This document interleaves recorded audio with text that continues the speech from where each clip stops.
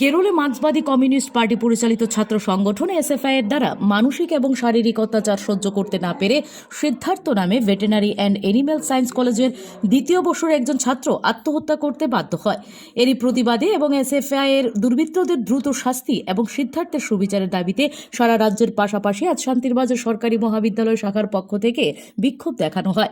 এখানে উপস্থিত ছিলেন অখিল ভারতীয় বিদ্যার্থী পরিষদ ত্রিপুরা প্রদেশের স্টুডেন্ট ফর সেবা কনভেনার রাজেশ সাহা, অখিল ভারত কনভেনার সানাই বৈদ্য, পিলাক জেলা সংযোজক বীর বাহাদুর ত্রিপুরা, কলেজ সভাপতি রামেশ্বর দেববর্মা ও কলেজ সম্পাদক সায়ন দত্ত সহ অন্যান্য কার্যকর্তা এবং ছাত্রছাত্রীগণ।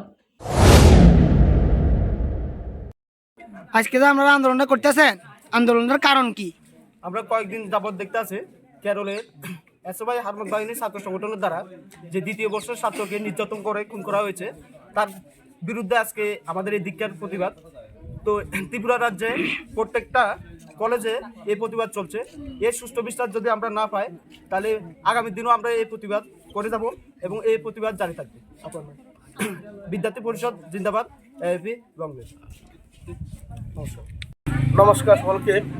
আজকে আমরা পিলাক জেলা অন্তর্গত শান্তিরবাজার ডিগ্রি কলেজে আমরা আজকে যে কেরলের একটা যে এসএফআই যে একটা ছাত্র সংগঠন আছে, এটা কি করছে, আমাদের যে দ্বিতীয় বর্ষের ছাত্রকে বহু অত্যাচার করে ওনাকে খুন করা হয়েছিল। তো এই প্রতিবাদে আমরা প্রত্যেক পিলাক জেলা কলেজে আমরা আজকে এসএফআই বিরুদ্ধে আমরা প্রতিবাদ জানাচ্ছি এবং ধন্যবাদ জানাচ্ছি। যত পর্যন্ত আমাদের এই কোনো প্রবলেম সলভ করা দেওয়া হবে না, ততক্ষণ পর্যন্ত আমরা লড়াই করে যাবে এবং ছাত্রছাত্রীর পক্ষে আমরা কাজ করে যাব। নমস্কার সকলকে। আমার নাম বীর বাহাদুর ত্রিপুরা, আমি পিলাক জেলা কোঅর্ডিনেটর। নমস্কার সকলকে।